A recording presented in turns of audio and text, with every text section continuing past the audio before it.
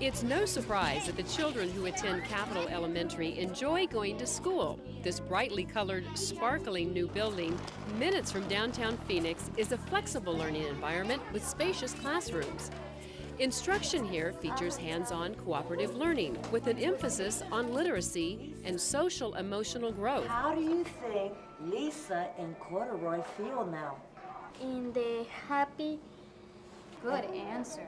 I'm very proud of you. This is only your 4th day learning English at Capitol School, and you did a great job trying to say it in English. The dedicated staff is supported by a large group of involved parents and a core of community volunteers. That's correct. Age 29. What is surprising is that this school exists at all. It's a testament to the will of a community that refused to give up and to the vision of a principal named Cora Garrido. Good for you. When I first came to Capitol, there had been a building that was condemned. And at that time, a decision was made to set up the modular units because this was a dying community. And people didn't believe that there were enough children in this area to warrant giving it much attention. And certainly not building another facility to accommodate the needs of the children. The need here is apparent. According to the latest census, this is the poorest district in the country. Every student here qualifies for free meals. More than half are recent immigrants from Mexico who speak little or no English. And while some saw the community as a liability, Garrido saw it as a resource. We know a lot about instruction, but there's a whole community out there that can help. So what we do is we have walk the talk, and the entire staff, custodians, office staff, the nurse, social worker, we go out and knock on our families' homes and welcome them to the new year. See you on Monday. In addition to walking the neighborhood on 110-degree August afternoons, Garrido has scoured the school district looking for help from businesses and other potential partners, people like Bob Kay. Do you know anybody in town that handles Gabriel shocks for the big trucks? Kay runs a truck parts firm a few blocks from the school and heads up the local Kiwanis Club. He'd been volunteering at Capitol for about a year when Garrido invited him to join a diverse group of teachers, students, parents, architects, and community members who began a year-long discussion about what they wanted in a new school. I was amazed that they asked me to begin with. You know, here I am, a little businessman, out wandering around doing little businessman things. And here I was asked to be with bankers, lawyers, people that I thought were far above me. He was worried about making it a box, and he said, I can remember that earlier. Let's do it this way. Well, I'm glad that you didn't get your way. I am too. Yeah. It was hard for me initially to buy into that whole process because it's like, what does a parent know about putting together a building? As an engineer, you have step 1, step 2, step 3. And in this process, I was forced to break out of that, so I was out of my comfort zone. I came at it from a business lawyer standpoint. For me, this was a deal.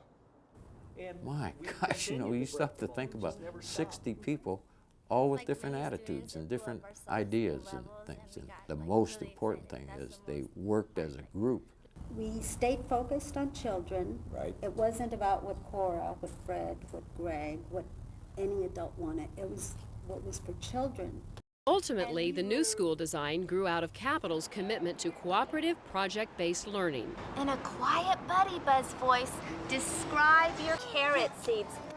When we began planning, we never spoke of the facility. We spoke of how we wanted to teach. We wanted to teach cooperatively within our classroom, but also within the school, within the grade level, within other grade levels.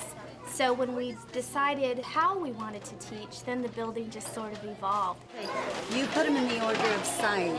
One of the things that came out of the discussion with the parents and the rest of the design group was the idea that many of the children learn in different ways. And so the flexibility was of key importance. The idea of having a place to build large-scale projects and not have to tear them down every time. The idea of having a space where you could have multiple computers that if you needed them, you had more than just a couple, or if you weren't using them, they weren't in your way and somebody else could use them. And a whole series of kinds of learning that needed more than just the basic classroom. And so what came out of that was this sort of center exploratory commons area. The school's flexible design allows as many as 4 separate classrooms to open their sliding walls to share a large common space, often used for collaborative projects.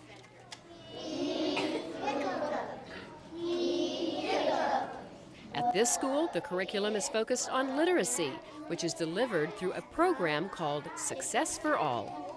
It's a 90-minute uninterrupted reading block for all of our school. We have a K through 6, and what they do during this time is the students are tested and then they're placed according to the reading level. Hop into his sack. Cooperative learning, it's the foundation of the program because we work as teams, and we're learning to work as teams because in the real life we have to work with different types of people. Say now, pair with your partner and This way every single child is engaged and every single child has an opportunity to give their answers. Welcome parents to Family Literacy Night. I know you're going to have fun. Capital's parents have a strong commitment to their neighborhood school. What I want you to do is go ahead and find a book that you would like to read to your parents. They come to Parents Literacy Night to learn English language skills along with their children. Escojan un libro, hay libros aquí y les encuentro otros. They can also attend special parent classes and offer help on fundraisers and in the classroom. Do you want to be a nurse? Doctor? Really? That's awesome. But not all of Capital's homeroom parents are actually parents. Many of the school's volunteers are employees of a Phoenix law firm. We certainly could have written a check to Capital and helped them buy computers or books. This was really an investment of time. We wanted our people to get out from behind their desks, down to Capital where they interacted with the kids and had an opportunity to invest themselves in the process as opposed to just writing a check. For every one of us that have participated, education now has a very different feel to us. She's just being shy. The art teacher works with us and gets pictures to us once a month, which we display on our second floor, which is our client floor, our fancy floor. And we display the pictures, we put the child's name up just like we do our artwork that we paid lots of money for with the artist's name beside it. Every first grader was in school. Good for you. Success is difficult to measure here, since a third of Capital's student population are the sons and daughters of migrant workers who leave the district every year. They receive a certificate.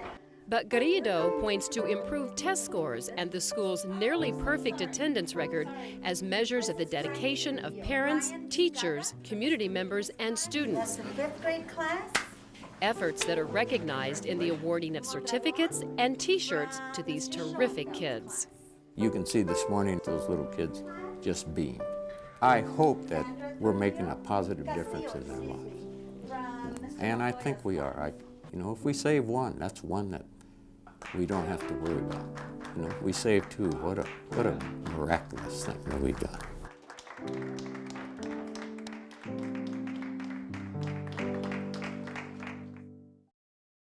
For more information on what works in public education, go to edutopia.org.